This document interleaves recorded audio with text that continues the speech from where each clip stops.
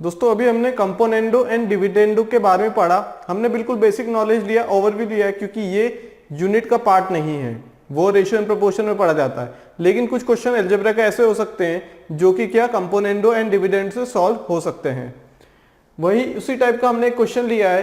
Question है √3 + x plus √3 - x divided by √3 + x minus √3 - x। जितने भी question alternendo, invertendo, componendo and dividendo से कर सकते हैं हम लोग, वो हमने सारे पढ़ लिए हैं। अगर हम कंपोनेंडो और डिविडेंडो नहीं भी पढ़ते ना, तो हम लोग क्वेश्चन को कर सकते थे। पहले हम लोग देखेंगे कि कंपोनेंडो एंड डिविडेंडो से कैसे सॉल्व करना है। यहां पे हम लोगों के पास, अगर हम इसे a + b मान लें, a/b मान लें, अगर हम इसे क्या मान लें, a/b, a/b √3 + x minus √3 - x divided by √3 + x minus √3 - x is equal to 2। अब a/b इक्वल टू c/d के लिए बारे में पढ़ा हमने, तो हम इसे मान लेते हैं c/d। इसे हमने माना a/b, इसे हमने मान लिया, क्या मान लिया हमने, c/d 2 को। ठीक, इसका मतलब कि हमने क्या पढ़ा है, a/b और c/d के लिए पढ़ा है कि if a/b equal to c/d then what, है ना। कंपोनेंडो एंड डिविडेंडो साइमल्टेनियसली लगाएंगे। इसका मतलब है कि a + b divided by a - b।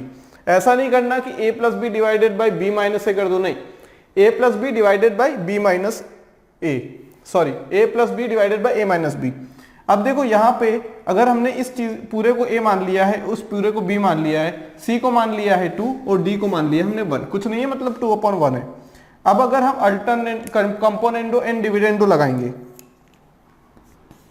By using componendo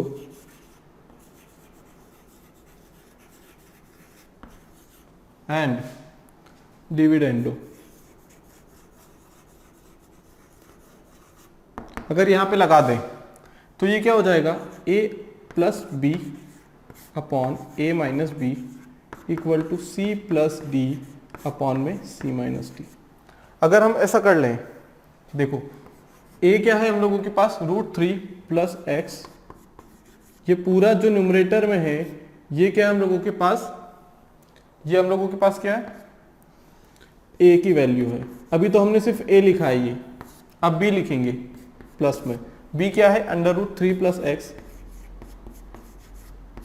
minus √3 - x। अब यहां पे b खत्म हुआ, डिवाइड में a क्या है, a में पॉजिटिव था, ये पॉजिटिव है, ये नेगेटिव रहेगा,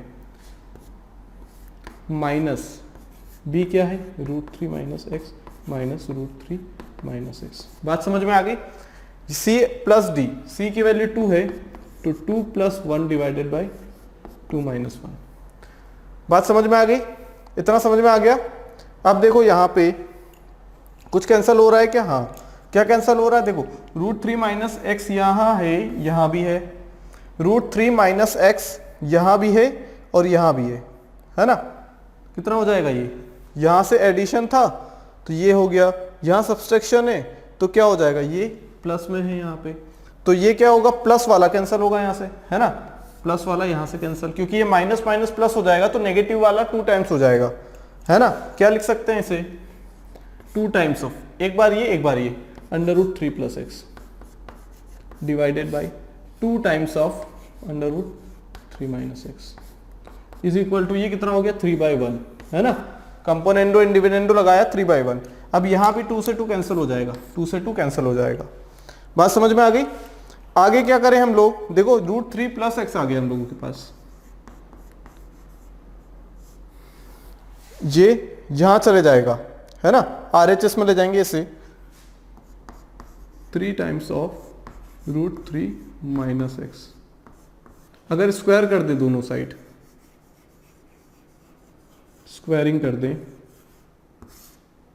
तो क्या हो जाएगा, ये हो जाएगा 3 + x, ये हो जाएगा 9 और ये हो जाएगा 3 - x। कितना हो जाएगा ये, 3 + x equal to 27 minus 9x।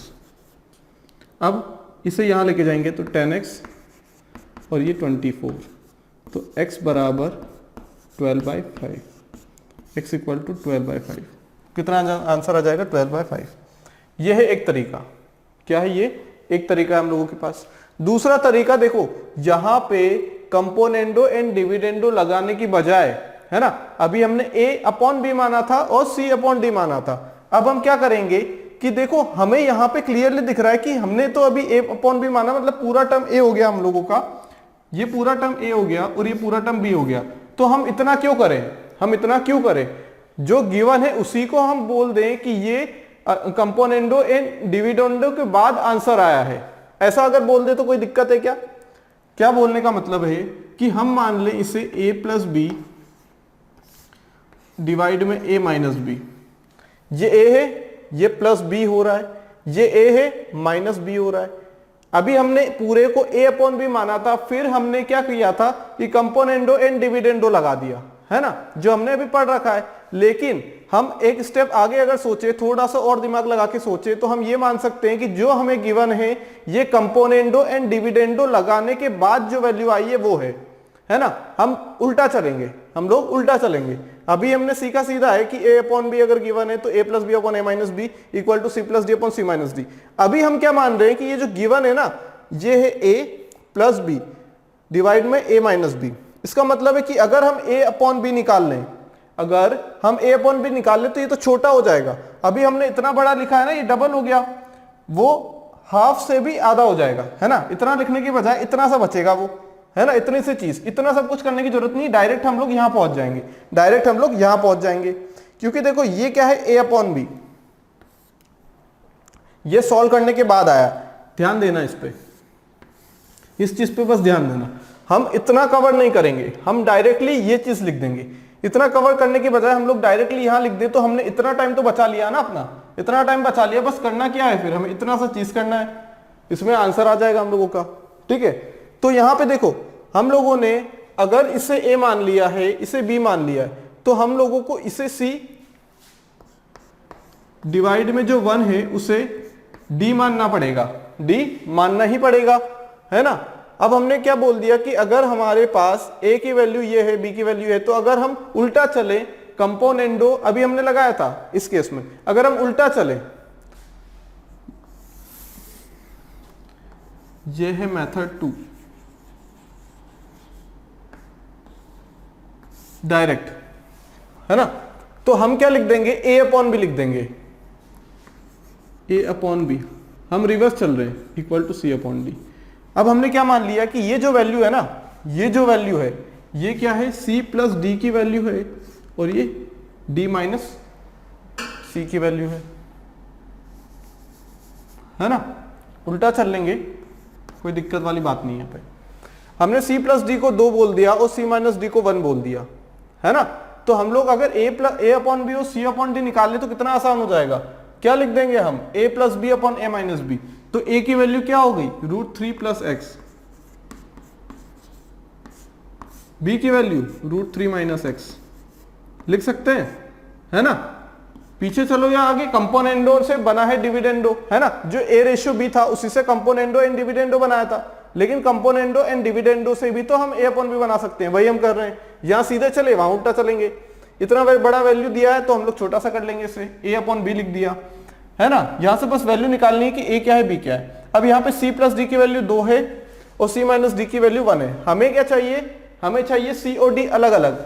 तो 2 इक्वेशन है, c+d की वैल्यू हमने 2 रखी, c-d की 1 रखी। अब दोनों को ऐड कर देंगे, दोनों को ऐड कर दें अगर, तो क्या हो जाएगा, 2 टाइम्स ऑफ c। कर लेते हैं, देखो c+d उस केस में क्या रखा है हमने, 2 रखा है। इस केस में हमने c को 2 रखा था, है ना, और d को 1 रखा था। यहां हम c-d को 1 रखेंगे। अब दोनों को ऐड कर देंगे, है ना। ये आ गया 1, ये आ गया 2, 1 और 2 को ये डायरेक्ट कर सकते हैं समझने के लिए। ये हो जाएगा 2c = 3, c = 3/2। d की वैल्यू अगर निकालें तो d क्या हो जाएगा, 2 - c, 2 - 3/2 which is equal to 1/2। तो c अपॉन डी कितना आ गया, c अपॉन डी 3 आ गया, 3/1 3/1। क्या अब ये चीज आ गई हम लोगों के पास, क्या यही चीज आ गई, √3 plus X upon √3 minus X equal to 3/1। फिर यहां से हम लोग क्या कर लेंगे, फिर यही कर लेंगे तो आंसर आ जाएगा हम लोगों का। समझ में आई बात समझ में आ गई यहां तक। क्या किया हमने, यहां पे हमने इसे पूरे को a माना था और यहां पूरे को b, इस पूरे को c, इस पूरे को d। देखो a को हमने ये माना था, b को ये माना था, c को ये, d को ये। अब हम उल्टा चल रहे हैं, हम इतना लेंथी प्रोसेस नहीं करेंगे, हम क्या करेंगे डायरेक्ट, हमने देखा कि a plus B upon a minus B दिख रहा है हमें, इसकी टेंशन छोड़ो, ये तो हम कैसे भी बना लेंगे, कांस्टेंट है, इसकी टेंशन नहीं है, टेंशन इसकी है। हमने अगर इसे a मान लिया तो हमने जब a अपॉन बी से ये चीज निकाली है तो हम इस चीज से a अपॉन बी भी तो निकाल सकते हैं, वो तो और इजी हो जाएगा, कन्वेंशनल होगा हमारे लिए, बहुत इजी हो जाएगा करना। तो हमने a से मान लिया, b से मान लिया, a अपॉन बी की वैल्यू निकाली, वो किसके इक्वल होगी, c अपॉन डी के। तो यहां से c अपॉन डी की वैल्यू निकाली, यहाँ पे हमने c प्लस डी को 2 माना है, c माइनस डी को 1 माना है, 2 इक्वेशन 2 अननोन, हमने c और d की वैल्यू निकाली, c बाई डी निकाला, 3/1 आ गया, 3/1 आ गया।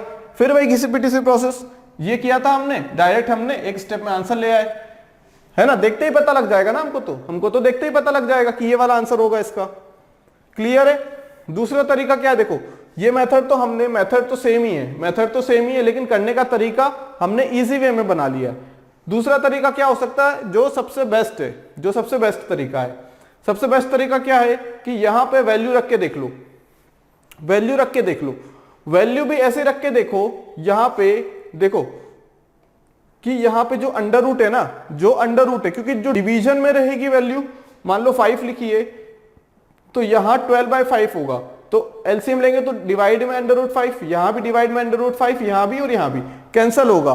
क्या करो, ध्यान किस पे दो, 5 3 जा 15, 15 प्लस 12, 15 प्लस 12 27 हो जाएगा, √27 है ना। कितना हो जाएगा, जब हमारा आंसर 12/5 आया, क्या आया था यहां से, आंसर कितना आया था यहां से 12/5 है ना, 12/5 आया था। तो अगर यहां वैल्यू रख के देख ले, हम लोग वैल्यू रख के देख ले, तो हमारे पास क्या आ जाएगा, आंसर आना चाहिए 2, आंसर क्या आना चाहिए, 2 आना चाहिए। समझ में आई बात, आंसर क्या आना चाहिए, 2 आना चाहिए। यहां पे देखो, यहां कितना आ जाएगा, √3, 5 3 15 माइनस 3, √3/5। तो जब हम चारों को सॉल्व कर लेंगे, इन चारों को, तो हमारा आंसर क्या आना चाहिए, 2। वो सबसे आखिरी में करके देखेंगे, अभी हम सीख रहे हैं, ये ट्रिक बाद में देखेंगे। उसके पहले हम लोग एक चीज और देखते हैं। देखो हमारे पास दिया क्या है, ये मेथड नंबर 3 है,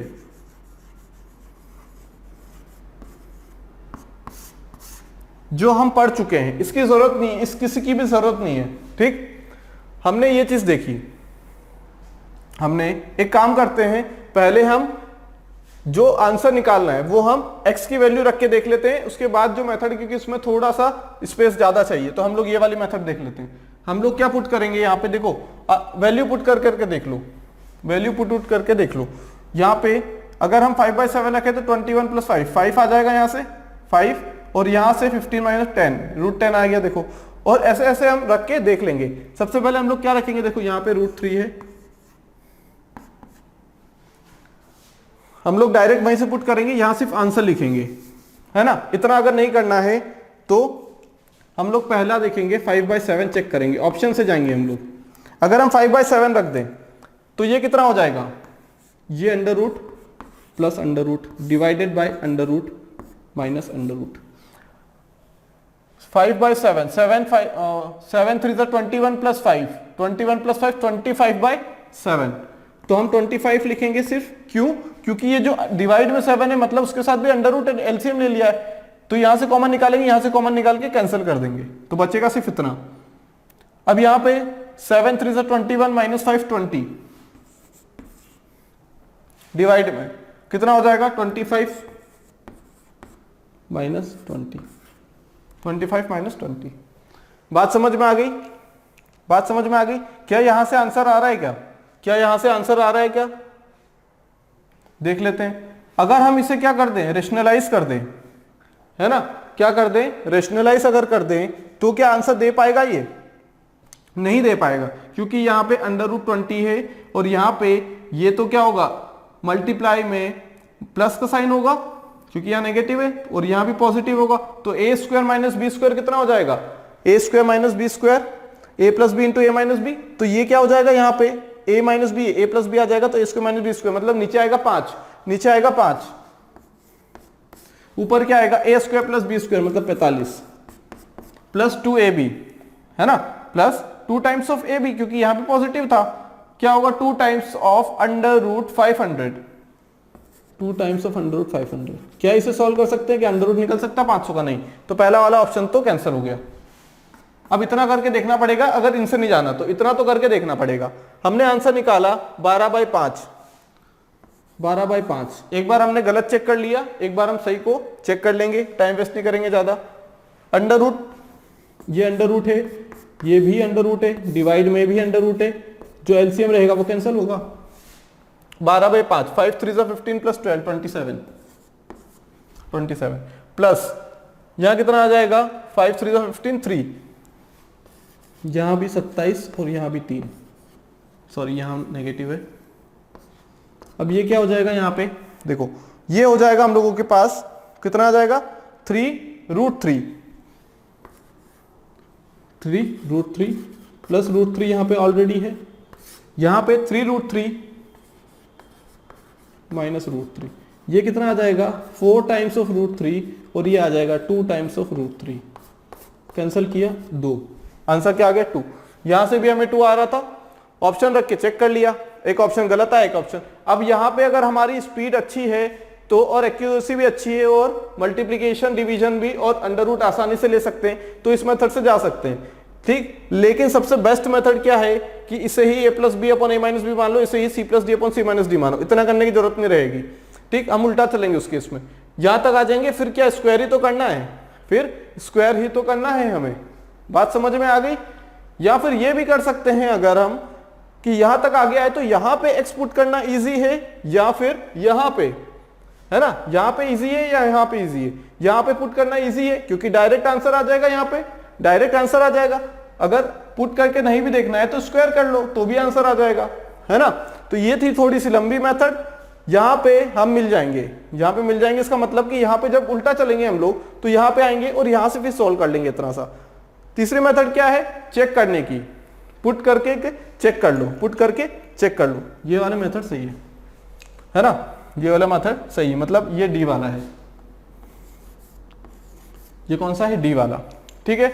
अब हम देखेंगे कि हमने जो सीखा है क्या उससे हम कर सकते हैं, क्या हम उससे सॉल्यूशन निकाल सकते हैं इस चीज का।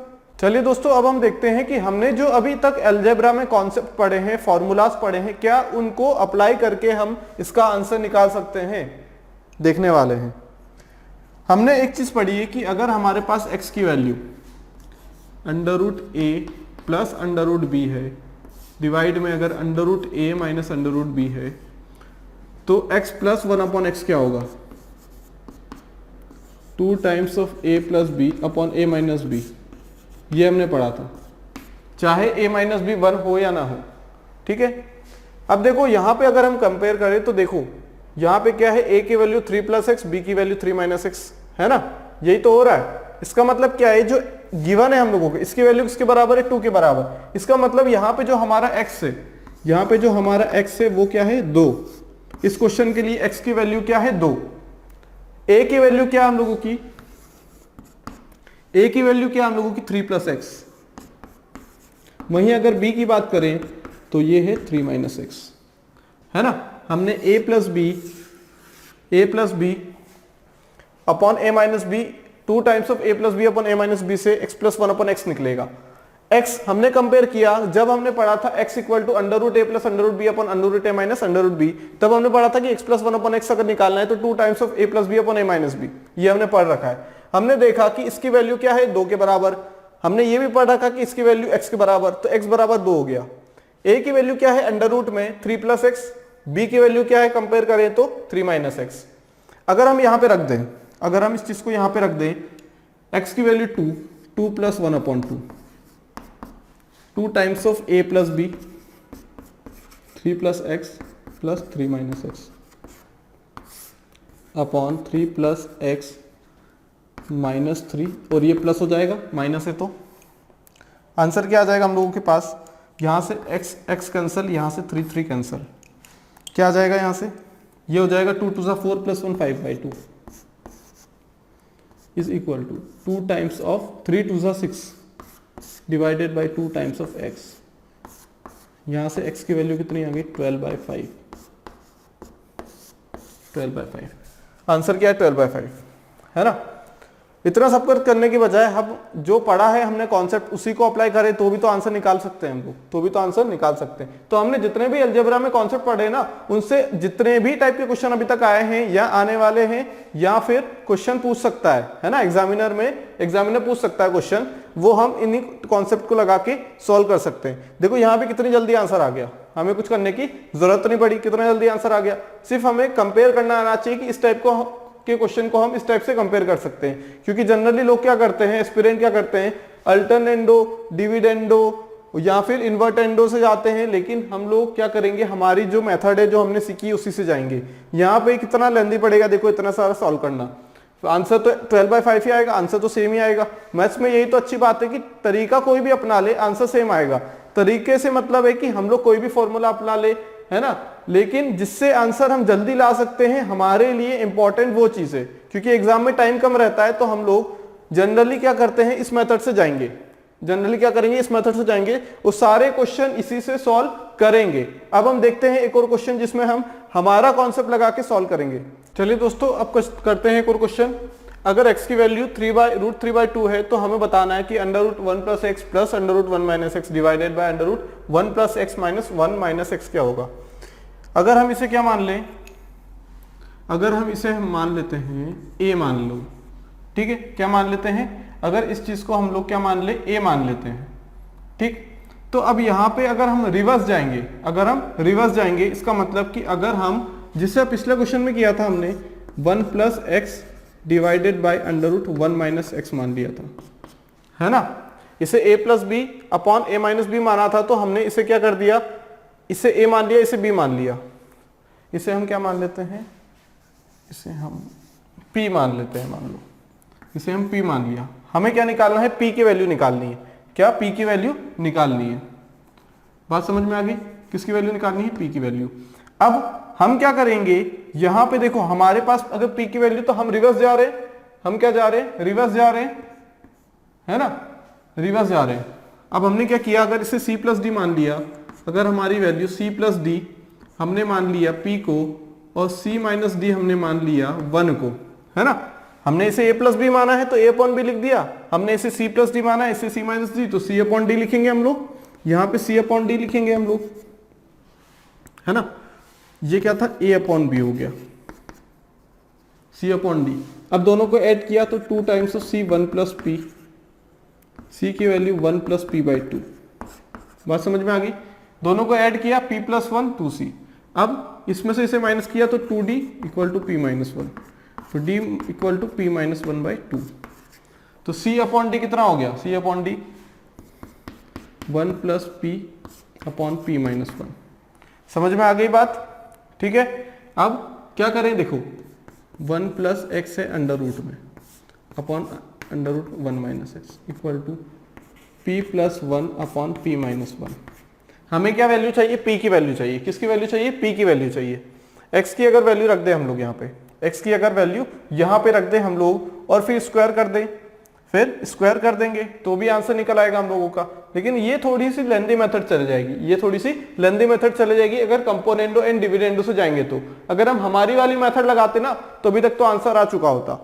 देखो यहाँ पे क्या करना पड़ेगा, हमें स्क्वायर करना पड़ेगा, क्या करना पड़ेगा, स्क्वायर। अब देखो यहाँ पे अगर हम क्या रख दें, x की वैल्यू 1 + √3/2, तो √3 से √3 कैंसिल हो जाएगा, डिवाइड में भी है, और ये 1 - √3, है ना, क्या आ जाएगा, सॉरी ये हो जाएगा 2 और ये भी हो जाएगा 2, ये हो जाएगा 2 + √3 और ये जाएगा 2 - √3 equal to p + 1 divided by p - 1। अब देखो स्क्वायर भी करें ना इसका, अगर इसका स्क्वायर भी करेंगे हम लोग तो क्या होगा, तो भी हमारे पास जो आंसर आएगा ना वो लेंदी आएगा, लेंदी आंसर आएगा। यहाँ से अगर स्क्वायर कर दें तो 2 + √3 होगा ये, और यहाँ से कितना आ जाएगा 2 - √3। सिर्फ एक तरीका है यहाँ से सॉल्व करने का, ऑप्शन रख के, क्या ऑप्शन रख के हम लोग क्या कर सकते हैं, आंसर को निकाल सकते हैं।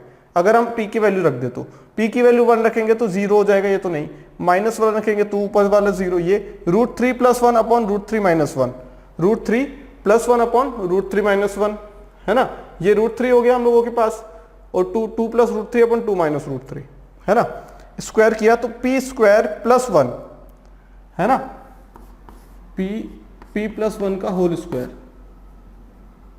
अपॉन p - 1 का होल स्क्वायर, यहां पे वैल्यू रखनी है। अब 2 रखा, देखो अंडर रूट तो चाहिए हमें, अंडर रूट तो चाहिए किसी भी हालत में। अब यहाँ पे अगर हम क्या रख दे, p की वैल्यू √3 रख दें तो क्या हो जाएगा, ये तो 4 हो जाएगा है ना, 4 हो जाएगा ना, अगर √3 रख दिया तो कितना हो जाएगा 1 + √3 का स्क्वायर, और यहाँ कितना हो जाएगा √3 - 1 का स्क्वायर, हो जाएगा नहीं हो जाएगा, बिल्कुल हो जाएगा। फिर क्या करें, ये हो जाएगा 1 + 3 + 2√3, सिमिलरली ये हो जाएगा 1 + 3 - 2√3, क्या आ जाएगा, ये 2 कॉमन निकालेंगे तो 2 + √3 अपॉन 2 - √3, इसका मतलब √3 रखने पे आंसर आया तो √3 आंसर है। इतना सब कुछ करना पड़ेगा हमें, इतना सब कुछ करना पड़ेगा अगर हम इस टाइप से जाते हैं। तो अगर हम हमारी वाली मेथड जो हमने पढ़ रखी है, जो सभी में काम आएगी, अगर उससे जाएं तो क्या करेंगे, अगर हम इसे क्या मान लें, a मान लेते हैं, 1 + x + 1 - x divided by √1 + x - 1 - x, अगर इसे a मान लिया हमने तो a, इसका मतलब क्या है, a ही तो निकालना है ना, इक्वल टू a ही निकालना है। अब देखो यहां पे क्या होगा, हम लोगों के पास इसे b, इसे x की जगह, a की जगह हम लोग क्या मान लेते हैं,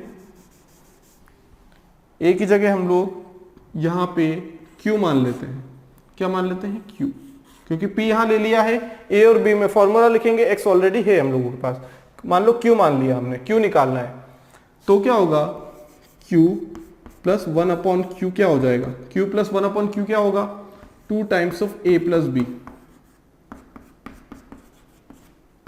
अपॉन a - b, यही होगा नहीं होगा, बिल्कुल, x से x कैंसिल, 1 से 1 कैंसिल, कितना हो जाएगा 2 times of 2 divided by 2x, इसका मतलब क्या हो जाएगा 2/x, मतलब q + 1 अपॉन q की वैल्यू कितनी आ जाएगी, 2/x आनी चाहिए।